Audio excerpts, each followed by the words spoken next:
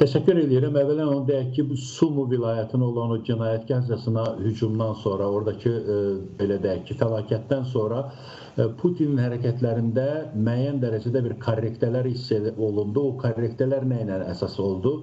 Yəni ki, Amerika Birləşmiş Ştatları prezidenti Donald Trump'ın məsələlərə münasibətində biraz fərqlilik yarandı. Yarandı ki, ifadəsi də elə belə oldu ki, bu iki səfih dövlət, dəhşətli dövlət, yəni ki, bir-biri ilə hələ də müharibə eləyirlər.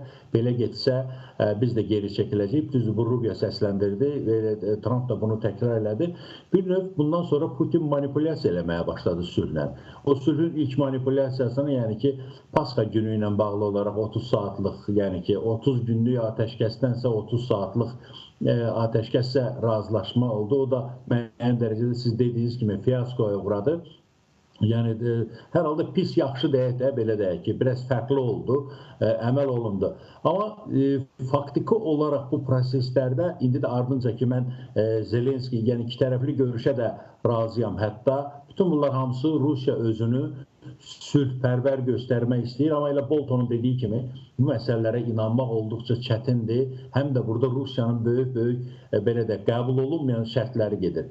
Yeri gəlmişkən, Bolton birinci dəfə deyil, ilk dəfə deyil ki, Trump'ı tənqid eləyir. O, əvvəllər də Trump'ı tənqid eləyirdi. Çünki Trump fevralın 12-sindən başlayaraq, telefon danışıqlarına başlayaraq demək olar ki, yanlış bir taktika seçdi.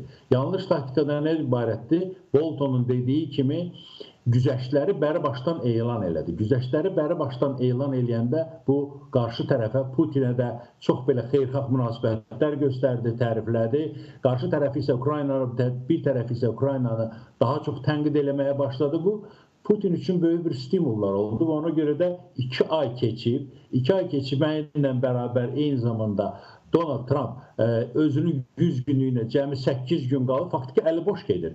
Bu əli boş getdiyi bir məqamda, bəli, Rubio'nun dilindən bir mesaj səsləndirdi ki, geri çəkilə bilər. Təbii ki, Putin çox istəmir ki, Amerika Birləşmiş Ştatları bu danışıqlardan geri çəkilsin. Geri çəkilsə, Avropa İttifaqı ilə bir masada əyləşib, Avropa İttifaqında isə heç bir güzəş yoxdur. Və bu güzəştin olmamağı Putinə sərf etmir. Təbii ki, Ukraynaya da müəyyən dərəcədə sərf etmir Amerikanın qırağa çəkilməsi. Amma hər halda Putin bu addımları atmaq istəyir ki, 9 may ərəfəsində ən azı həm 100 günlük ərəfəsində aprelin 30-una qədər bir növ Trump'a bir hədiyyə eləmək istəyir bunlar, bu cür addımlarla.